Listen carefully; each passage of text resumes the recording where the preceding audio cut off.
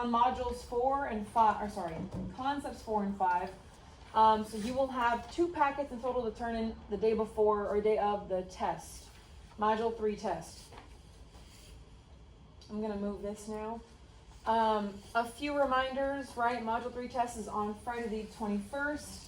It is open study guide, so please save those from both packets. The packets are both relatively short, so we'll have time for those. Again, you have a 4-day weekend to work on homework. You have next week, the week after, to work on these packets. The stamps are your responsibility, so ask for stamps whenever you can, whenever you finish, right? Again, textbook reading, cover page, summary table, notes, all that good stuff. Please ask for stamps when you finish those. Today we're going to complete the lab and then just start the study guide. I want to say we worked on leafs 1 and 2 yesterday, so please, please, please finish that 3rd leaf in your own time today. Let's go to page 8 if you haven't done so. Page 8.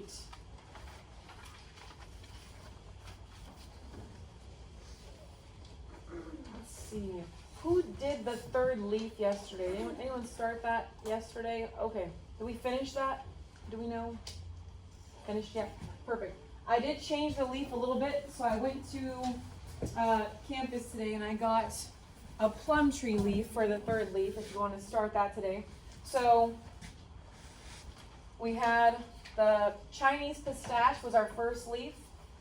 We had our shrub leaf, caro or caro, I'm not sure how it's pronounced. So we have this rounder, broader leaf, and this is from, again, a shrub. And the 3rd leaf is our plum tree leaf. So let's see.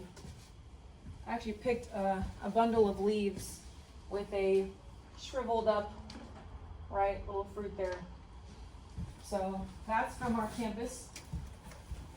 Remember to get your stomata leaf from the bottom of the leaf, right at the top. This is the top of our leaf. It's darker. So take a stomata peel from the bottom of your leaf, right? So I'll leave this up here.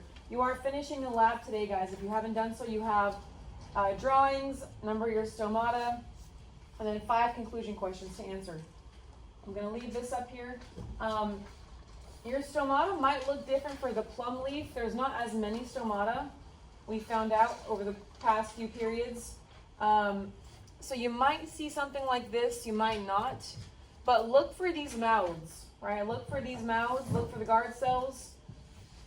You're looking out for these jelly bean shaped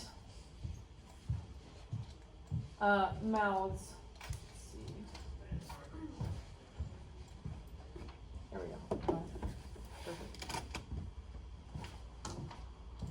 One last reminder that bell work is due today. Get that turned in before you leave class. If you have no questions, guys, you guys can start. I will probably play this video again, actually. Let's see. I think I will play the stomata. Let's see, stomata. If you're unsure of how to do it, if you were not here yesterday, please watch this if you were forgetful. We think of plants as being pretty quiet organisms, but did you know their leaves are covered in thousands of microscopic mounds? Pass those out. These mounds are called stomata. They let carbon dioxide gas from the air into the leaf, or it can be turned into sugars via photosynthesis. Stomata also let water out of the leaf into the air in a process called transpiration. And I wanted to get up close and personal with them. In this video, we'll be doing a stomata peel, which is a technique for visualizing all of these teeny tiny mouths. We can't see them if we just stick a leaf under a microscope. We have to do a few extra steps. All we need are some leaves. I'm using oak leaves today, clear nail polish, clear tape, microscope slides, and a light microscope. First, I'll paint a small patch of nail polish on the leaf, avoiding major veins since they can mess up the peeling process. For funsies, let's compare the top and bottom surfaces of the leaf. Once the nail polish is dry, I'm going to cover the patch in tape, press down, and then peel back.